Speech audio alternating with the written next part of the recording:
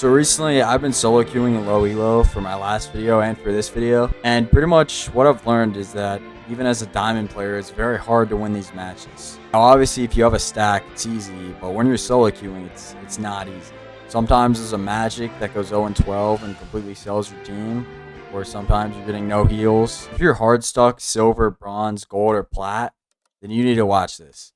So the first thing is you actually have to be skilled at the game to rank up. I know it's a revolutionary discovery, but if you're not good, you just have to play the game, get better, and eventually you'll be able to get out of slow elo. Best way to get better is just to play the game, and I would recommend only playing ranked because you're going to learn a lot more from ranked than quick play. Skill is not the only important factor in this video.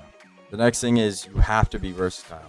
You have to know how to play all three roles. It is very common that most of your teammates are going to go DPS, so you need to know how to play tank and heals. Now, heroes I would recommend learning are Doctor Strange and Mag for tank. You could probably learn either or just because they're both able to be played at pretty much any map, anytime. For DPS, Ella, Star-Lord, or Bucky, you probably need to learn all of these, but just learning one is fine too.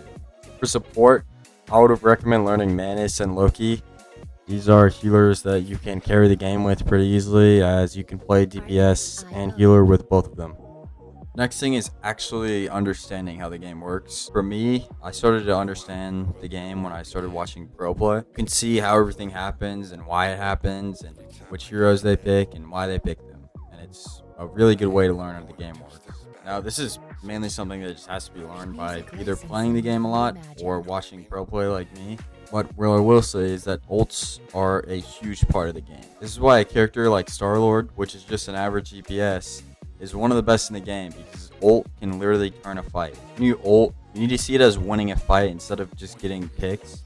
And a lot of the time for your ult to impact more, you need to ult when other players on your team are also ulting. This doesn't mean that your whole team needs to ult at the same time. This just means that a few ults need to go on at the same time. Next thing is your playstyle. This is how you're going to actually be playing in the game and what you need to do to make sure that your team is going to win. Now, one thing I try to keep in the back of my mind is that most likely one of your teammates is not going to be good at the game. So you pretty much need to play like two roles. You got to think of it as a 5v6 with you being the 5th and the 6th person. If you're playing healer, man, this is a good pick in low elo, because you can do a lot of healing to your team, but you can also get picks and damage for your team. Luna's also a good pick because she can just do a ton of healing. And if you can heal your whole team, then your other healer really doesn't need to do much. If you get lucky enough that you already have 2 supports and at least 1 tank, then you can go DPS. When you're on DPS, this is usually very good for you. This is where you can actually start carrying your whole team to a win. Characters like Star-Lord, Hela, and Bucky are particularly good for this, as they can all respectively get picks, and their ults can single-handedly win fights. And when you're on these characters, you have to make sure that you are getting a ton of damage and a ton of final hits. Now, for tank. If you are a solo tank, then you absolutely need to go shield tank. If you're not, then you're just throwing. You need to try to block as much damage as possible, but you also need to do a ton of damage because there's a good chance that you have a magic on your team that goes 0-12. If you're on tank, I would recommend playing Doctor Strange. If you're a solo tank, if there's already a Strange on your team, then I would just recommend going Mag. And as Doctor Strange, if you're solo tank, you're going to need to get a lot of final hits and a lot of damage. Next thing is communication. This is extremely important. People are actually a lot more lenient than you would think, and oftentimes you can actually get people to switch characters if you just ask. Now you have to be incredibly soft with this, as Marvel Rivals players have the worst egos ever. So if you insult that they're 0-12, then they're probably not going to switch. But if you just ask them to switch, then there's a higher chance that they're going to switch. Also, you have to make it clear that you want them to switch to a healer or a tank if you actually want them to switch to that. A lot of the times I'll ask the DPS to switch, and then they'll just switch to a different DPS. I had a game where I asked a Spider-Man to switch, and then he swapped to Iron Fist. I mean, in low elo, you can't expect these guys to be smart. You actually have to expect the lowest from all of your teammates. The more you rank up, the easier it gets though. Once you get to gold, it's a lot easier. There are people who actually are dedicated healers and tanks and have actually spent the time learning how to play the tank.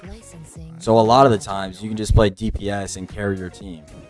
Anyways, during this video, I've been playing on my ult, and I just hit gold on it. It didn't take that long, but it was definitely harder in low elo. But once I got to like silver 2, my win rate just went up like crazy. Like you get so much Your teammates are so much better the higher rank you get. It's just a lot easier.